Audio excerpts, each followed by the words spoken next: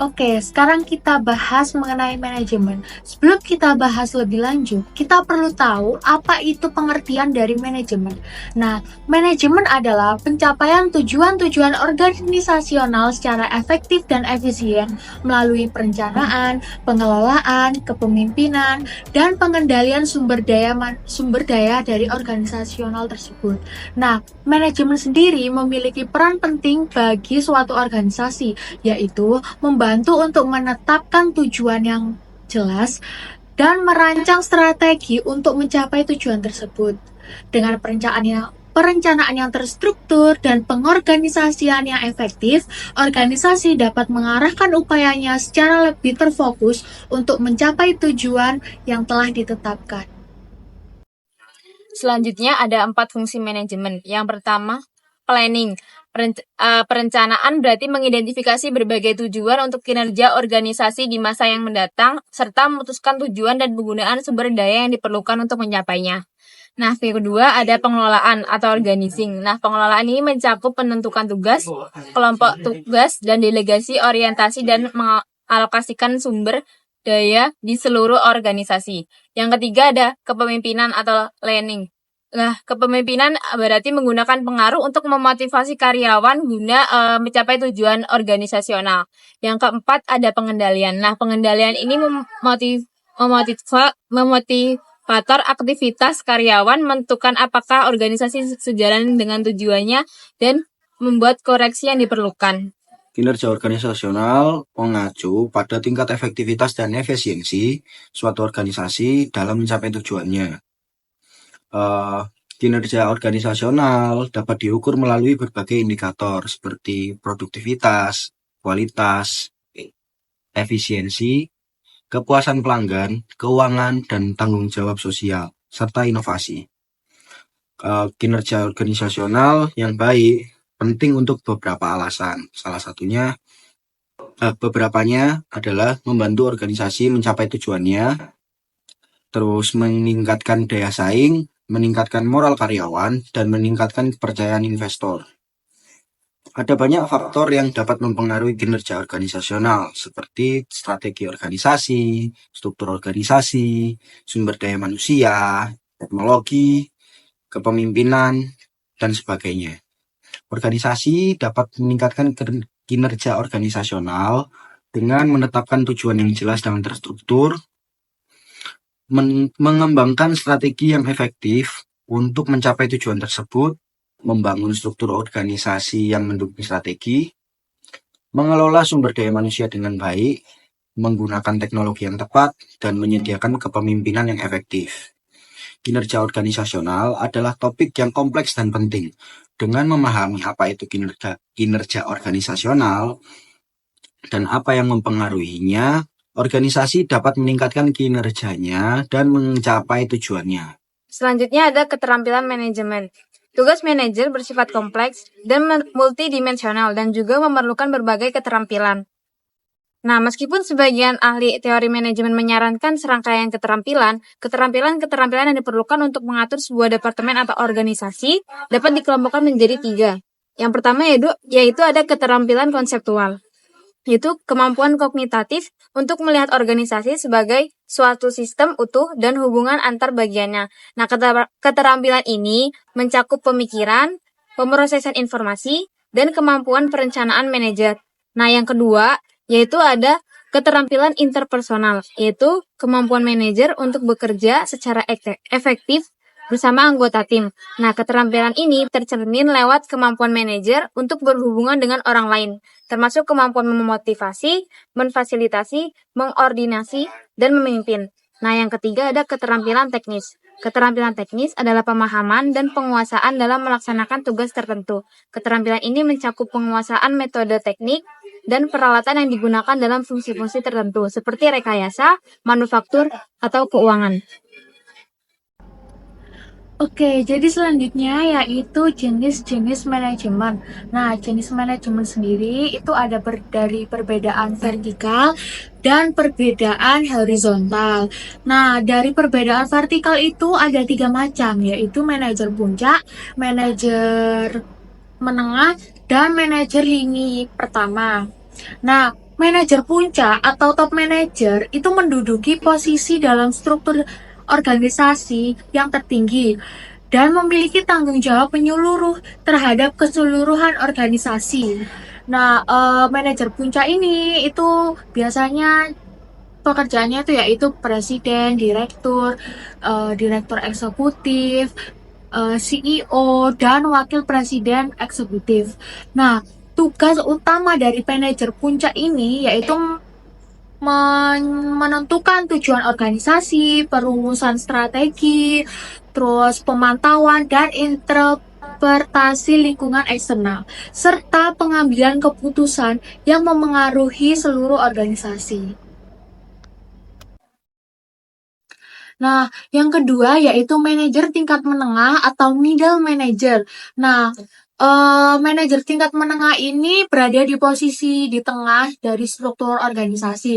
Nah, contoh jabatan manajer tingkat menengah yaitu kepala departemen, kepala divisi, manajer kendali mutu, dan direktur laboratorium penelitian. Nah, biasanya mereka ini memimpin 2 atau lebih tingkatan manajemen dan bertanggung jawab dalam mengimplementasikan strategi dan kebijakan umum yang telah ditetapkan oleh manajer puncak. Selanjutnya yaitu yang ketiga, manajer lini pertama atau first line manager.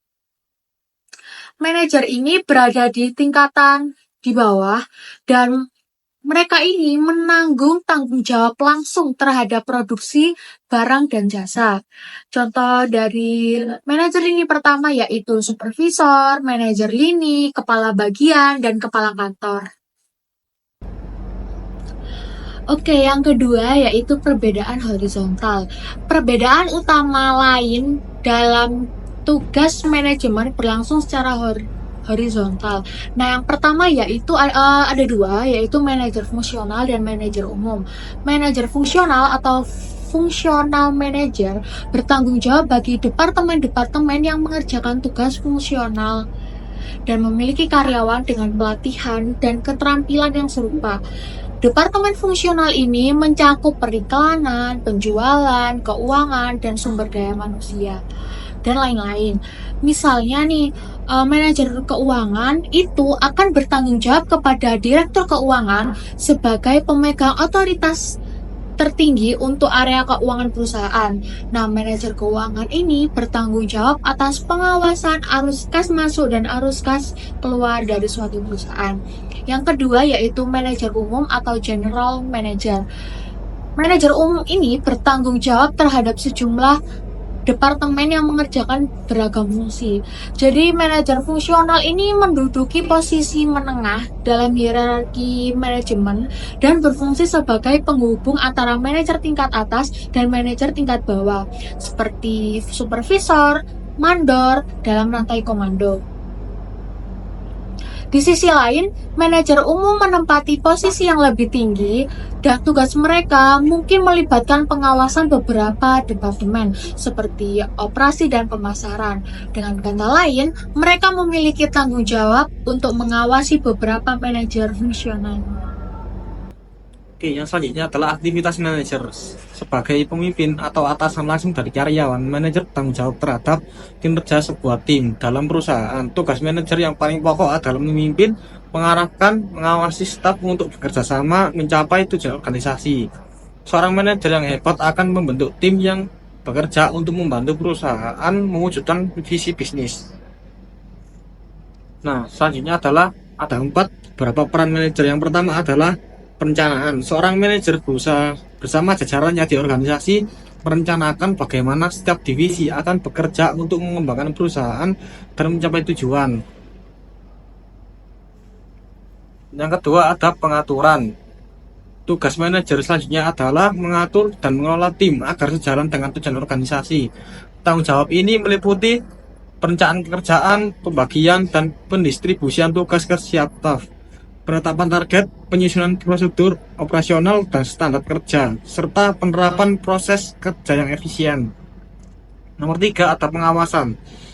Manajer punya wewenang untuk mengawasi dan mengendalikan tim untuk memastikan agar proses berjalan sesuai rencana. Manajer juga bertanggung jawab untuk mengidentifikasi kendala dan hambatan tim serta membantu mereka mengatasinya. Dan yang terakhir adalah kepemimpinan. Ini merupakan tugas manajer yang tak kalah penting. Manajer adalah pemimpin di setiap divisi sehingga mereka harus mampu memotivasi seluruh anggota tim untuk bekerja mencapai tujuan bersama. Oke, selanjutnya adalah peran manajer. Peran sendiri adalah jumlah ekspektasi terhadap perilaku manajer. Manajer sendiri adalah pelaku manajemen, yaitu orang yang bertugas untuk merencanakan, mengorganisasikan, mengarahkan, dan mengatur bagaimana timnya bekerja untuk mencapai tujuan yang ditetapkan. Nah, manajer sendiri memiliki 3 konsep. Yang pertama, peran informasi. Peran informasi adalah aktivitas yang dimana untuk merawat dan membangun jaringan informasi. Manajer memperoleh informasi dari pihak lain dan menganalisa informasi. Lalu yang kedua, ada peran interpersonal. Peran interpersonal sendiri, ini terdapat 3 peran manajer yang digolongkan dalam kategori interpersonal roles. Yang pertama adalah peran figur. Peran figur adalah seorang manajer memiliki tanggung jawab terhadap legal, sosial, maupun seremonial, dan juga bertindak sebagai simbol perusahaan. Selanjutnya adalah pemimpin. Seorang manajer memiliki tugas memimpin karyawan dengan baik. Lalu ada penghubung.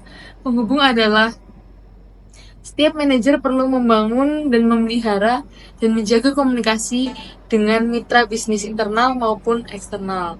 Nah, yang terakhir ada peran keputusan. Peran keputusan sendiri memiliki 3 konseptual maupun interpersonal. Yang pertama adalah wirausahawan. Seorang manajer harus mampu melakukan perubahan dan menerapkan demi kepentingan organisasi. Lalu yang kedua adalah pemecah masalah. Setiap organisasi harus mengakui tantangan dan kekurangan organisasi tersebut. Kekurangan dalam operasional sehari, contohnya ketika krisis-krisis atau bencana-bencana muncul. Dan yang terakhir ada pembagian sumber daya dan pengalokasian sumber daya. Seorang manajer juga akan bekerja juga sebagai evaluator sumber daya, menentukan sumber daya mana yang harus disesuaikan agar dapat memberikan hasil yang optimal. Presentasi selanjutnya akan dilanjutkan oleh teman saya. Baik, di sini saya akan menjelaskan mengenai mengelola usaha kecil dan organisasi non-profit. Nah, kedua kegiatan ini yaitu usaha kecil dan organisasi non-profit merupakan suatu usaha yang memiliki pengelolaannya masing-masing, di mana usaha kecil merupakan usaha ekonomi independen yang dimiliki perorangan atau kelompok. Nah, usaha kecil ini tuh pada umumnya bertujuan untuk memperoleh keuntungan dan sumber dayanya berasal dari pendiri pada usaha kecil tersebut. Untuk pengelolaannya pada usaha kecil ini kurang dari perusahaan besar. Maksudnya yaitu manajernya hanya fokus pada pemasaran. Akan tetapi, ada peran dari pengusaha yang membantu suatu usaha dalam mengembangkan ide-ide baru di usaha kecil tersebut. Lalu, untuk organisasi non-profit adalah organisasi yang menjalankan layanan untuk memberi manfaat pada masyarakat. Nah, organisasi non-profit ini tuh memiliki sumber daya keuangannya tuh dari anggaran pemerintah, hibah, dan sumbangan, bukan dari penjualan. Manajer pada organisasi ini berkomitmen melayani klien dengan sumber daya terbatas dan juga harus berfokus pada mempertahankan biaya organisasi serendah mungkin. Dalam organisasi ini, jika manajer tidak dapat menggunakan sumber daya secara efisien, maka akan mempersulit mereka dalam mempertahankan anggaran dari pemerintah. Untuk kerumitan dari organisasi ini yaitu di mana para manajer sering bergantung pada relawan atau donatur yang tidak dapat diawasi. Materi selanjutnya mengenai manajemen dan tempat kerja baru. Di sini saya akan menjelaskan terlebih dahulu mengenai karakteristik dan dari tempat kerja baru. Karakteristik utama tempat kerja baru adalah digitalisasi bisnis yang telah mengubah cara karyawan dan tempat kerja itu sendiri secara radikal. Lalu yang pertama ada kompetensi manajemen baru. Dalam menghadapi transisi ini, manajer harus memikirkan kembali pendekatan mereka dan mengorganisasikan, mengarahkan dan memotivasi para karyawan. Para manajer terbaik hari ini meninggalkan pola pikir perintah dan kendalikan mereka guna berfokus untuk melatih dan membimbing, menciptakan organisasi yang cepat, fleksibel, inovatif, dan berorientasi hubungan. Nah, di sini saya akan juga menjelaskan tentang perbedaan dari karakteristik dan kompetensi manajemen. Yang pertama, karakteristik dari aspek teknologi dan dilihat dari tempat kerja baru yaitu digital, sedangkan dalam aspek tempat kerja yang lama itu mekanik. Yang kedua ada pekerjaan. Kalau tempat kerja baru itu fleksibel, virtual, tempat kerja lama terstruktur dan teralokasi. Yang ketiga ada dalam aspek tenaga kerja. Dalam tempat kerja baru beragam dan terbudayakan, sedangkan dalam tempat kerja yang lama karyawan loyal dan karyawannya juga homogen. Dan yang kedua, perbedaan dari kompetensi manajemen di tempat kerja baru dan tempat kerja lama. Dalam aspek kepemimpinannya, di tempat kerja yang baru itu memberdayakan, sedangkan di tempat kerja yang lama itu otokratis. Dan yang kedua ada yang dalam aspek bekerja. Di tempat kerja baru itu bekerjanya secara tim, dan sedangkan di tempat kerja yang lama itu bekerja secara individu. Yang ketiga adalah aspek hubungan.